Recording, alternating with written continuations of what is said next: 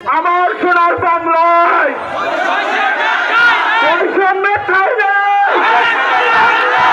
আমাদের শিক্ষক কারা আমাদের প্রতিটা স্বাস্থ্য সেবার প্রতিটা জায়গায় পলিসি মেকিং এ সব জায়গায় কিন্তু আমাদের সেই শিক্ষক সমতুল্য আমাদের সেই চিকিৎসক সমাজ আছে।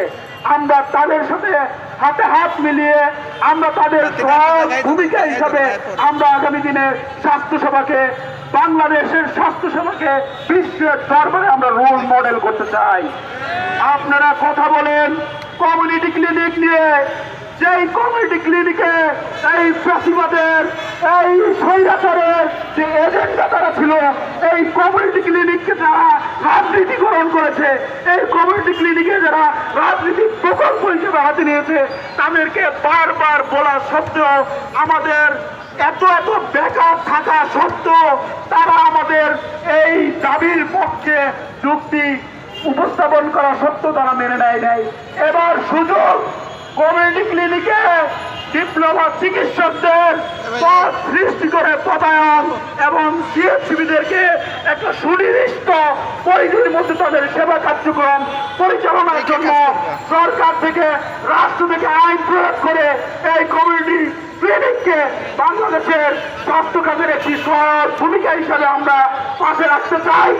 আপনারা কেউ কোনো ধরনের বিভ্রান্ত হবেন না, কোনো পেশার এগেইনস্টে আপনারা মনে করেন আমরা যদি গ্রাজুয়েট চিকিৎসক হয়ে আমরা আমাদের জুনিয়র যারা আছে আমাদের অধীনস্থদের বিরুদ্ধে গিয়ে যেন আমরা কোনো ধরনের অবস্থান না করি, আমরা ডিপ্লোমা চিকিৎসক হয়ে আমরা আমাদের যাদের অধীনস্থ আমরা কাজ করি তাদের বিরুদ্ধে যেন কোনো ধরনের বিরূপ মন্তব্য আমরা না করি।